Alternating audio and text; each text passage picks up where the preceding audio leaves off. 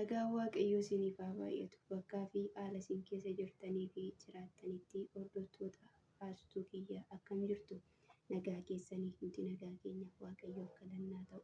Baga nagaadhaan chaanaalii haastuu YouTube kiyyaa dhuftan nooraa simsimanna maatii nuu ta'a isiniin jenna.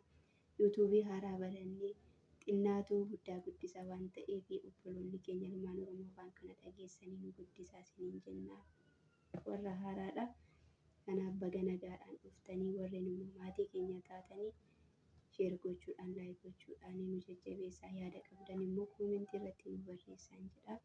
Har'a obboleettii koo faana gaaffiif deebii wal gaafannaanii obboleettii koo faana akkuma keessan biyya arabaa jirra mana tokko jiraannaanii Waaqayyo haala nu mijeesse jechuudha.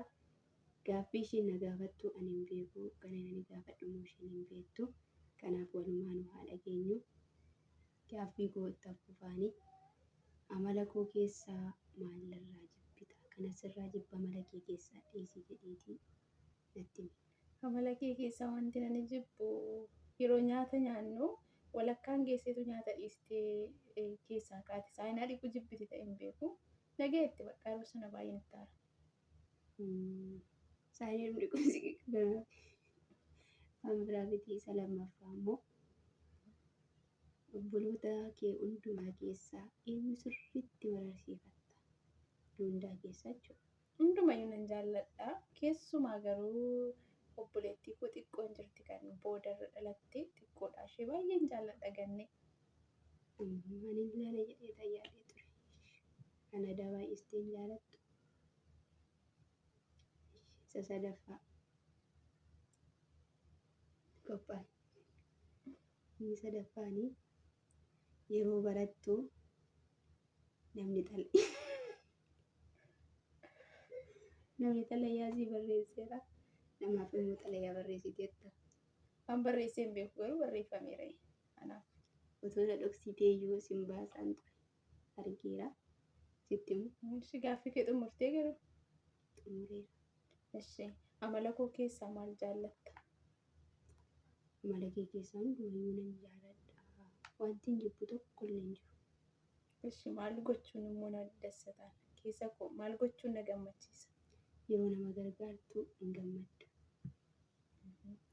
Ishee kan biraa maalis gaafadhaa? Waan ani godhe keessaa wanta ati hin daganne. Homaayyuu walumaa kee hin dadhisa naa goote immoo sana maa goote?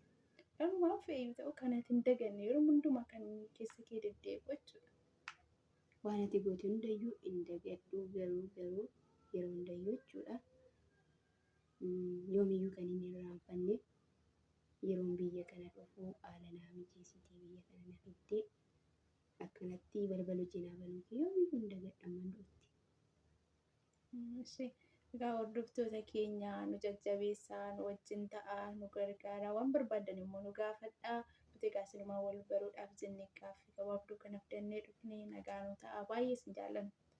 Amma viidiyoo itti aanutti walitti deebinutti nagaa ta'aa. Nagaa Waaqayyo lafa jirtanitti isiniif haa ta'u. Nagaa ta'anii baay'ee sin jaalladha.